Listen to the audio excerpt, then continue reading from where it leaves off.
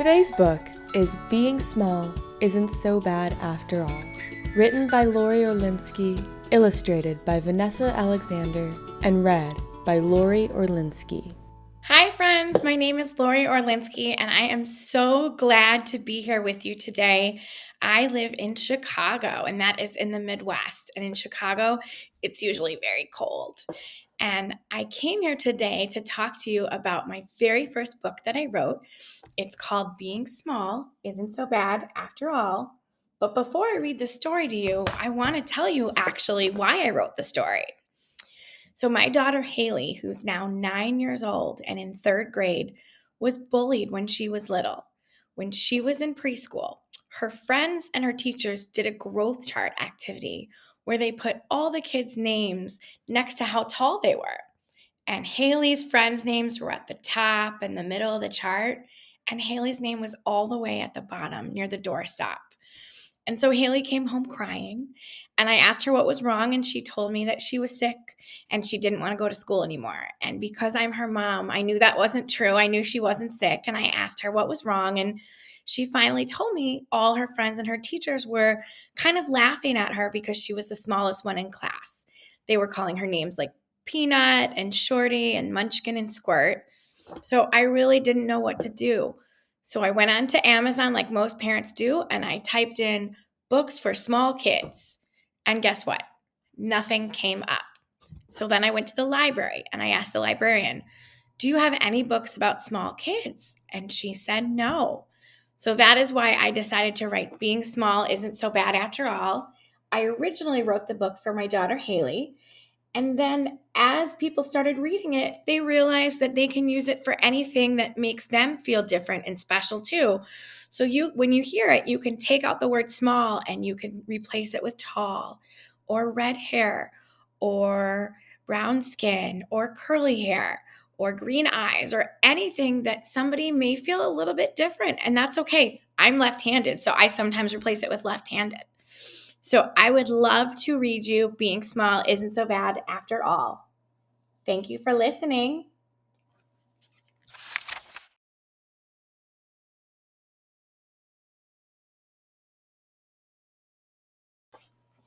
My head is spinning and my throat is red. I'm feeling crummy. I'm staying in bed. My eyes are itchy. My ears really ache. Going to school today would be a mistake. And now Haley's mom says, "You're cool to the touch. You don't look sick. Could this be some kind of trick? Because mother knows best. That's how I know. Something's wrong and you don't want to go. You're a wonderful child, so smart and strong. Come sit on my lap and tell me what's wrong." And now Haley says, "Well, the yardstick at school measures how much we've grown, but with my name at the bottom, I feel so alone. My friends can reach the cubbies, light switch, and sink, while I stand on a stool when I want a drink."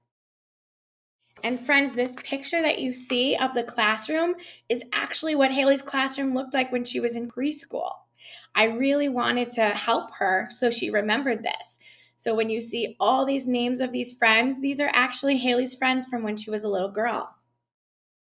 My feet just dangle when I sit in my chair.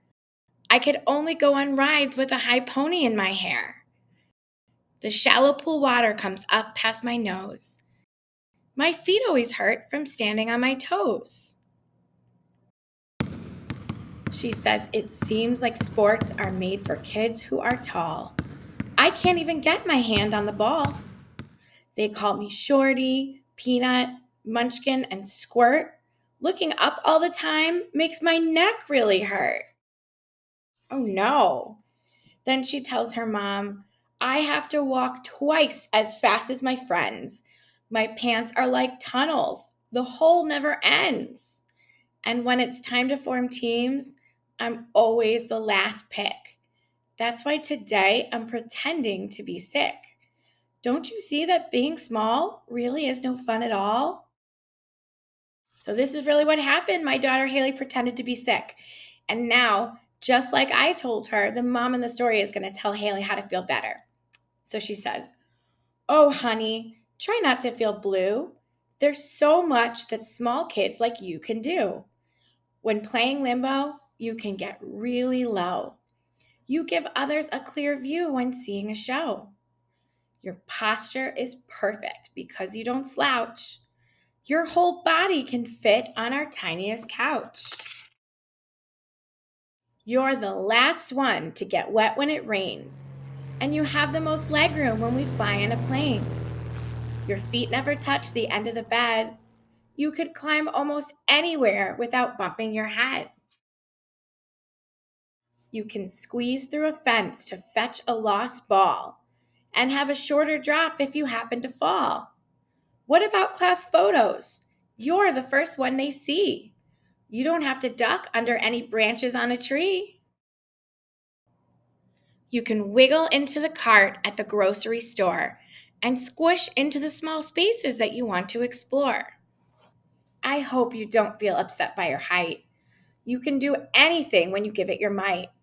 You have so much to offer because of your size. Take it from me, your mom who is wise. And now Haley says, "You're totally right about the things that you say. I feel so much better when you put it that way. I'm off to learn, play, and have fun too. I'll try out the things only I can do." And then she says, "I went to school and I'm happy to report. As it turns out, I like being short. I got to see once and for all that being small isn't so bad after all." The end. So, friends, thank you so much for reading with me today and listening to my story. I hope you enjoyed our time together.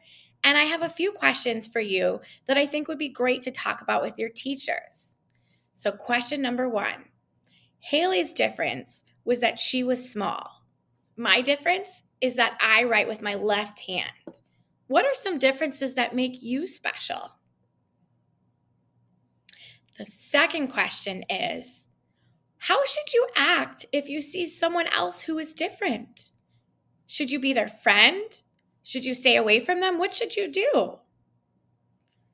And the third question is, what should you do when people call you names? What's the best thing to do? Friends, thank you again so much for reading with me today. I had so much fun and I hope you did too. If you'd like to follow along with more of my stories, you can visit my website, LoriOrlinskyAuthor.com. I have a few other books and I would love to come back and read those to you as well. Thank you again so much for being with me and have a great day.